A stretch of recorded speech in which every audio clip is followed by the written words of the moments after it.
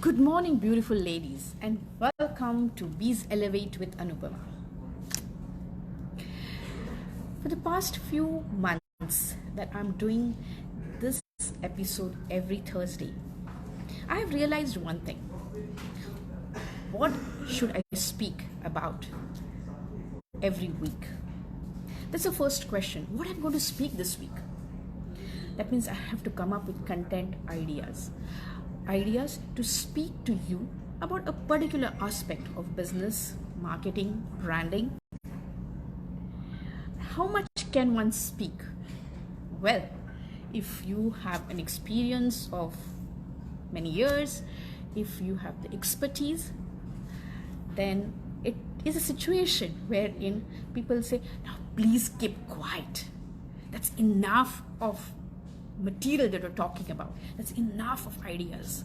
That's enough of sharing. But all said and done, when it comes to content, and especially engaging content, we start thinking about what is the purpose of that content. We start thinking about, will it add value to the person who is listening to it, reading it? Will it add value to what they do?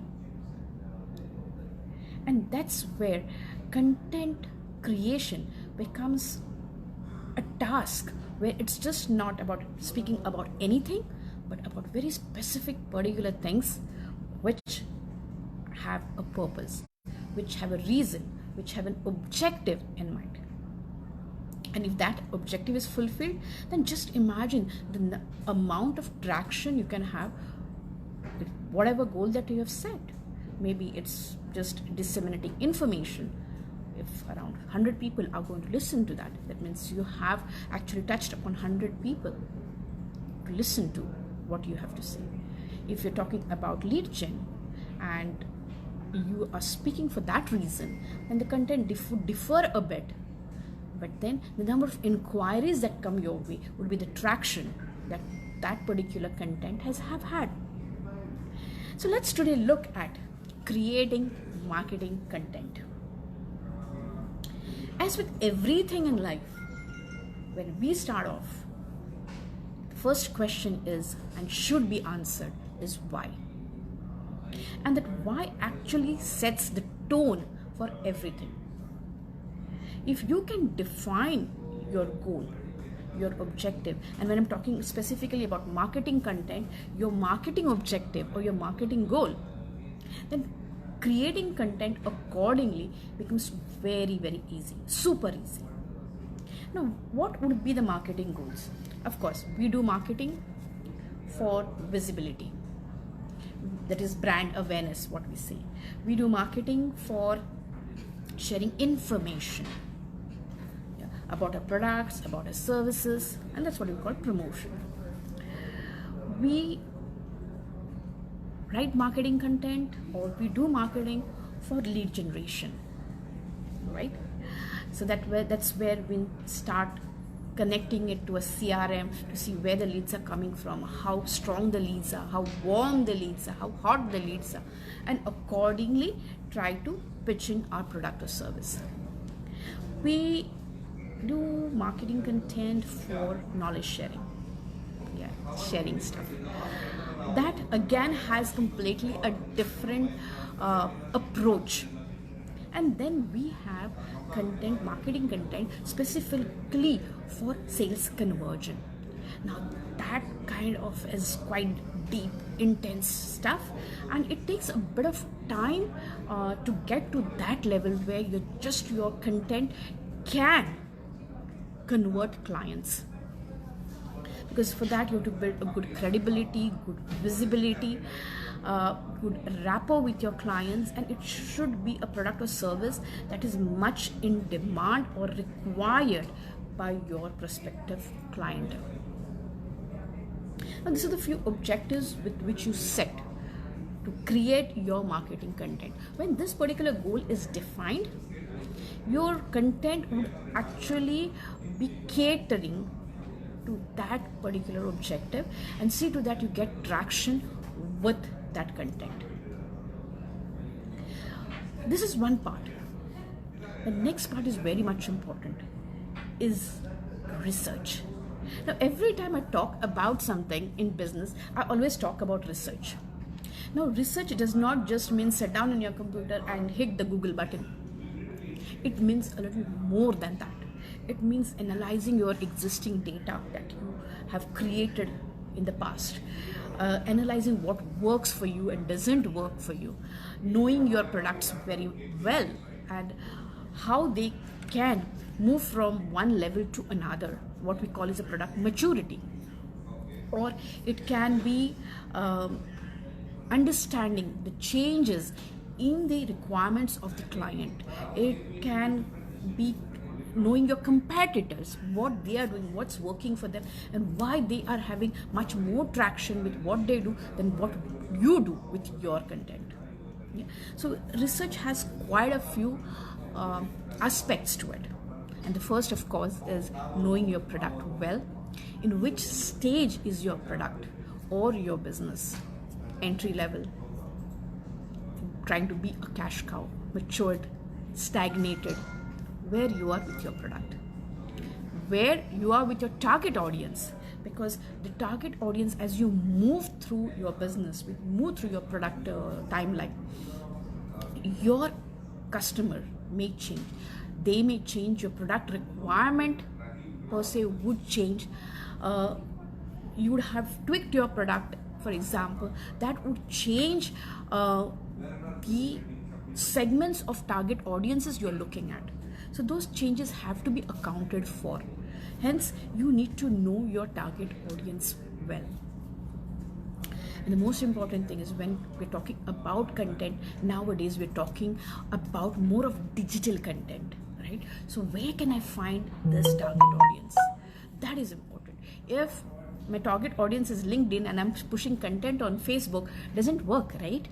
So you have to know a little more about your target audience and where you can find them. As the market changes, as this uncertainty of the market changes, because markets are very dynamic, very volatile, and specifically in Dubai, yes, very much volatile. So in this scenario, you have to have a good understanding of how the market is going up and down or moving to what levels. Another aspect is the competitors. You have to keep a pulse of your competitor, what they're doing, what's working for them, what kind of content are they pushing, because that gives you insights more than any other research you would want to do. You have your past data with you. You can analyze that and make your decisions based on it. You can look at the competitors' data and make decisions based on it. Because what happens is, when we have something that's used by almost every business, we call it, yeah, this is trending. So what is trending? What is not trending? Or what you can do to make yourself a little stand out of this crowd. Yeah, the differentiator is what you need to know. And that can only be known if you have a proper homework done. This is the second aspect. The third aspect is, of course, creating or coming up with content ideas. Now, when you're talking about content ideas, there is humongous potential. A content idea that you might think is just the stupidest thing might be actually the best thing that you would do. Maybe it would give you more traction. That's the reason you see people who are using Instagram, people who are using Facebook, they have these reels, stories, status put up. Why? Because that gives much more faster traction. People want short form content that is trending at the moment. So content ideas, put everything that you can think of on a list. You can try to weed it out later, but at the word go, if you're sitting with your team, brainstorm as many ideas in terms of content that can be pushed to your potential clients.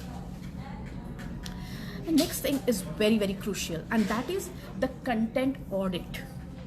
Now, just having X number of ideas on paper doesn't suffice. Yeah, because you have different platforms. You have Facebook, you have Instagram, you have LinkedIn, you have YouTube. Now all these things have different requirements in terms of the format, in terms of how many times you can post, in terms of how many characters you can post, in terms of what shape, size, format, everything put into together can be different and is different for each of the platforms. No, something that works on Facebook might not work on Insta. Something that works on LinkedIn might not work on Facebook. Yeah, because the audience itself on these different platforms is different. So content audit is very, very essential. In the content audit, that's where you do your testings as well. Yeah, you just don't test ads, yeah, but your everyday content also you can test. Okay, what is getting more traction? Where you, for each of the platforms, you have analytics. Use those analytics to your benefit. Go through them on a regular basis, if not on a daily basis, at least on a weekly basis, and see which of your posts generates more likes, more comments, more engagement. And those are the formats, those are the platforms you need to push your content on. And last but not the least, managing this content. I have seen many business owners who do their digital marketing on their own, do not have a media calendar, Then how do you keep a track of what you need to post, where you need to post, when you need to post, and what kind of traction each of this posting is giving you? If you don't have that data, then how would you consider if something is working for you or not, right? So managing this content, putting it on a media calendar, organizing it depending on its format, time, and platform which it needs to go on is crucial, and so is its monitoring. Monitor it on a regular basis, if not daily, at least weekly, if not weekly, at least after every 15 days. So you have a clear idea of what needs to be done, and that's what we call is strategic look at the marketing aspect. If not, you would be doing so many things, wasting your time, money, efforts in creating the content, but not getting the traction you deserve. Now, if I have to summarize everything, I would say that we have spoken about setting up the marketing goals, making sure we have done the right market research. We are talking about creating content ideas, as many as possible. And if you can make it a little in-depth of trying to put forth what kind of formats you're going to use for that content, audit that content, test it, and then of course manage the entire game plan. Well, that's all from me today. I'll see you next week, same time, same platform. Till then, have a rocking week. And if you have any questions, put them in the comment and I'll address to them when I look at it. Well, that's all from me.